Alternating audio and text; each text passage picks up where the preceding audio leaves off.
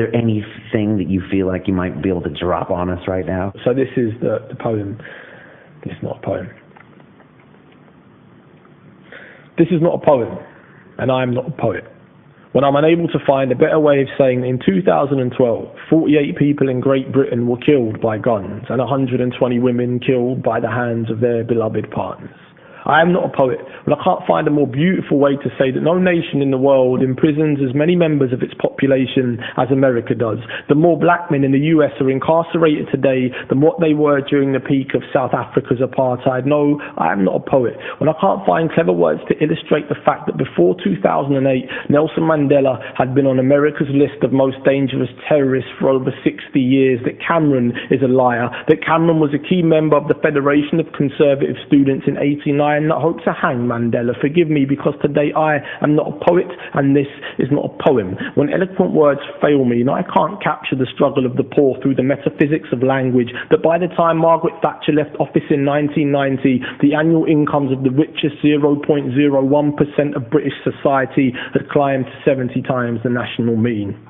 And I don't know how I feel about the fact that key policy makers and leading civil servants have never had a job outside of their politics. The same men who set the minimum wage, with only 4% ever having worked in manual trades, of which 68% went to private schools. That is why this is not a poem, and I am not a poet. Because everything I've ever written suffers the weight of its own futility when another mother comes to a workshop with a fresh black eye, when there's another empty seat in the place that James sat in last week, and when I ask the group where he is, their young eyes open wet, as if his coffin in that moment was being lowered into them. But you see, I can understand all this more when they cut funding to schemes that aimed at inspiring people previously inspired by crime and the insufferable dross of mainstream culture, private prison systems and prisons for profit, when young women are given more options than just be someone's girl, be someone's mother, be someone's silence. But you see, I've done it again. I've crossed themes. I've not followed traditional poetic form, and so I'm a terrible poet, because how do I speak words in prison, then tell a young black person that they were once kings and queens of lands whose names fall dead on their tongue? How do I return their history? How do I mention the Mari excavation, Shikanta Diop,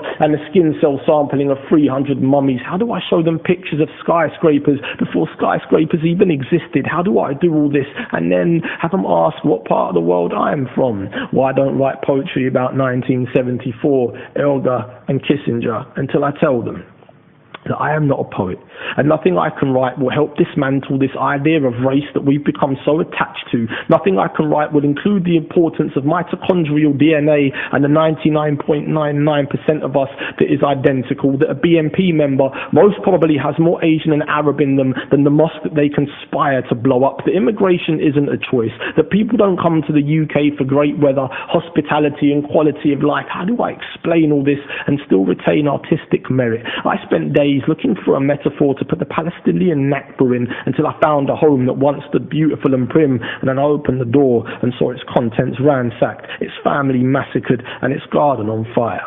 From that day, I abandoned any hope of metaphor and accepted that I could not write poetry about this, that everything I tried to imagine had already slit its own stomach, like the afternoon I spent with a woman who had been raped and asked her to capture it in verse, asked her to use simile and alliteration, until she looked at me and said, I don't know what those things mean, but I can tell you in a few simple words what it feels like to live with the Satan of your own heart. Poetry isn't for me.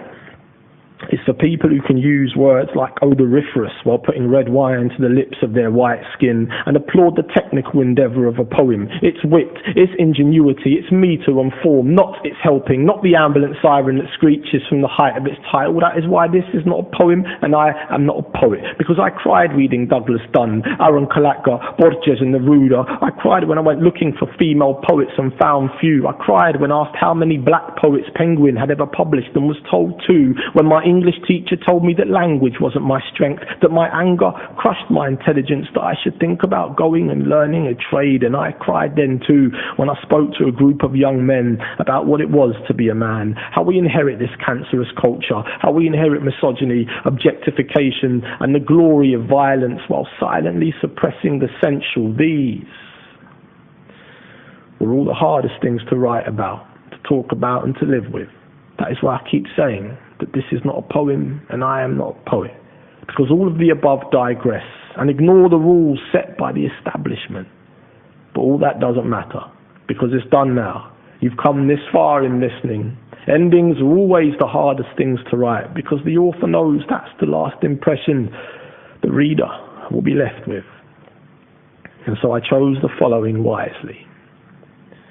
We are made up of all the things that broke us just to keep us alive. Maybe I could have said just that, but I didn't. Because like I said, this is not a poem, and I am not a poet. Anthony Anaxagoro, that was absolutely beautiful. Thanks very much, man. Thank you, sir, very much, sir. As we say in London Wheel, it's about the journey. I wish you well in yours, and thanks so much for your time and your wisdom. Thank you very much. All right, be well. Thank you.